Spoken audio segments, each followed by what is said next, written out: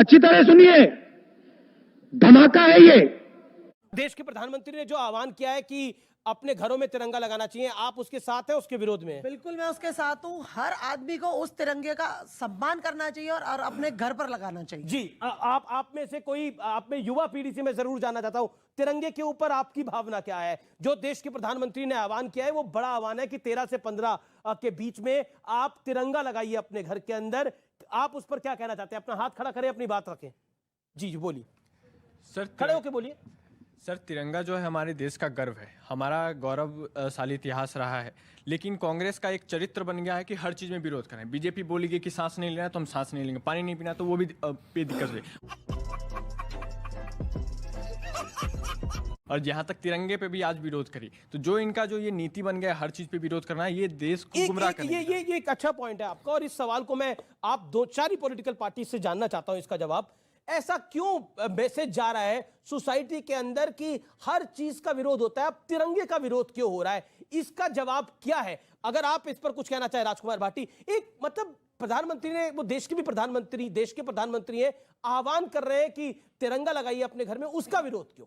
देखिए, तिरंगा भारत का राष्ट्रध्वज है, तिरंगा हमारी शान है, हमारा गौरव है, वो जो सबके घर पे लगना चाहिए। मैं इस बात का समर्थन करता हूँ, माननीय प्रधानमंत्री जी ने कहा कि सबको अपने घर पे फहराना, तो मैं इसका समर्थन करता हूँ। लेकिन ये भी उतना ही सच है कि जब तिरंगा फहराने पे गोलियां मारी जाती थी, जब लाठियां मारी जाती थी, जब तिरंगा फहराने पे जेल भेज दिया जाता था, तब इनकी पार्टी और इनके पूर्वज तिरंगे के विरोध में थे और उनके साथ थे, अंग्रेजों के साथ उनकी मुखबरी कर रहे थे। हमारे मतलब आपको मत सिखा, चल। स्वतंत्रता सेनानियों को पकड़वा रहे थे। और जब तिरंगा भारत का ध्वज बनाया गया, राष्ट्रीय ध्वज बनाया गया, तो गुरु गोलवलकर जो राष्ट्रीय स्वयंसेवक संघ के अध्यक्ष थे उस समय, वो थे, क्या पद होता है इनके यहाँ, उन्होंने बाकायदा अपने अखबार में, ऑर्गेनाइजर में लेख लिख के इस तिरंगे का विरोध किया था। कहा था 3 रंग अशुभ होते हैं। यही बात तो कांग्रेस कह रही है, यानी अब कांग्रेस के साथ है इस बात पे। तो ये भी हमें याद रखना चाहिए। ठीक है, लेकिन आज की परिस्थितियों में वो कह रहे हैं हम समर्थन कर रहे हैं। ठीक है, बड़ा अच्छा समर्थन है। ओके, आचार्य जी मैं आपके पास आऊंगा। सुधांशु, जवाब। कांग्रेस के साथ खड़ी है सपा, उसके ऊपर आपको पता है कि इन्होंने जो अभी कहा अंग्रेजों के साथ, कौन किसके साथ? 1910 में वीर सावरकर को 2 जन्मों के कारावास की सजा हुई और 1910 में कांग्रेस का अध्यक्ष था विलियम बैडनबर्न, ब्रिटिश सरकार का सेक्रेटरी। और आपको पता है रामप्रसाद बिस्मिल अशफाकुल्ला खां को फांसी किसके लिए हुई थी? काकोरी प्रकरण, जहां क्रांतिकारियों ने चंद्रशेखर आजाद के नेतृत्व में खजाने पे कब्जा कर लिया था। चंद्रशेखर आजाद जी को भी उन्होंने स्वयं अपने गोली मार ली थी। आपको पता है उस प्रकरण में अंग्रेजों का वकील कौन था? कांग्रेस के नेता जगत नारायण मुल्ला। वाह क्या सीन है! जो इस बात को इंश्योर कर रहे थे कि अशफाकुल्ला और रामप्रसाद बिस्मिल जी को फांसी होनी चाहिए, चंद्रशेखर आजाद जी को फांसी होनी चाहिए। अब मैं झंडे पे एक दूसरी बात बताता हूं। ये तो वो पार्टी है जिसने आजाद हिंदुस्तान में 1988 से लेके 1998 तक श्रीनगर में 26 जनवरी को भी लाल चौक के ऊपर झंडा नहीं फहराया गया। जब हमारी सरकार आई 99 में तो फहराया गया। और दूसरा मैं पूछता हूं, बहुत बड़े राष्ट्रभक्त थे ये नेहरू जी, प्रधानमंत्री 15 अगस्त 47 को नहीं बने थे, बने थे सितंबर 1946 में। किस झंडे के नीचे खड़े होकर शपथ ली थी? यूनियन जैक के नीचे खड़े होकर ली थी कि नहीं?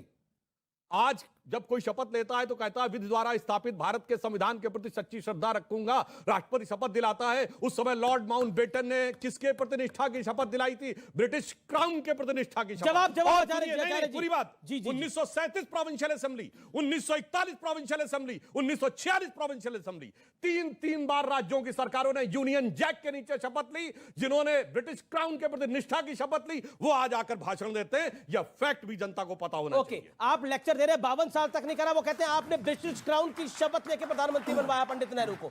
जवाब इस बात का। और संबित पात्रा ने एक बात बोली थी कि नरेंद्र मोदी अगर किसी दिन बोलेंगे कि सांस लीजिए विपक्ष वालों को, तो ये सांस लेना बंद कर देंगे। ये फंस गया। देखिए अमीश देवगन, पहली बात तो ये है कि सुधांशु जी जिस तरह की बात कर रहे हैं वो तो ये कहना चाहते हैं जैसे देश की आज़ादी की जब लड़ाई लड़ी जा रही थी तो भाजपा ने लड़ी थी, जबकि भाजपा का नामो निशान नहीं था। नंबर 1, जिस कांग्रेस पार्टी के नेताओं ने कुर्बानियां दी, बलिदान दिया, त्याग तपस्या और जेलें काटी, उस कांग्रेस ने जिस समय देश को आज़ाद कराया, उस कांग्रेस के तमाम नेताओं को दरकिनार करके ये सिद्ध करना चाहते हैं कि देशभक्त पार्टी अगर है तो बीजेपी है, कांग्रेस देशद्रोही पार्टी है। तीसरा पॉइंट, नहीं, आप तो कह रहे बीजेपी देशद्रोही पार्टी है। मैंने नहीं कहा जी, हमने कहा अंग्रेज भक्त पार्टी थी। इनको नहीं टोका, मुझे मत टोकिए। सुधांशु जी से मैं पूछना चाहता हूं, पंडित नेहरू कितनी बार जेल गए? उनकी पत्नी कमला नेहरू, इंदिरा गांधी की मां, 14 साल जेल में रही। मैं आप ये कहना चाहता हूं सुधांशु त्रिवेदी जी से कि गांधी और तिरंगा ये हमारे दिल में है। हमने तो प्रधानमंत्री जी के कहने पे घंटा बजाया, हमने तो ताली बजाई, हमने तो थाली बजाई, हमने तो दीप जलाया। वाह क्या सीन है। अरे देश का प्रधानमंत्री भाजपा का नहीं होता, देश का प्रधानमंत्री ठीक है, देश का शिवम, होता शिवम है। कुछ कहना और चाह रहे हैं? अगर देश का प्रधानमंत्री देश के हित में एक बात मिनट, शिवम, करता है, शिवम कह रहे हम हैं अपनी उसको बात। फॉलो करेंगे। शिवम तिरंगा आचार्य जी के दिल में है, ये बात ठीक है, लेकिन यही बात जयराम रमेश जी को भी जाकर बता दीजिए, क्योंकि ऑफिशियली कांग्रेस की लाइन तो आजकल नहीं, वही देखिए रहता है। जयराम खत्म, bye bye, tata, good bye, गया।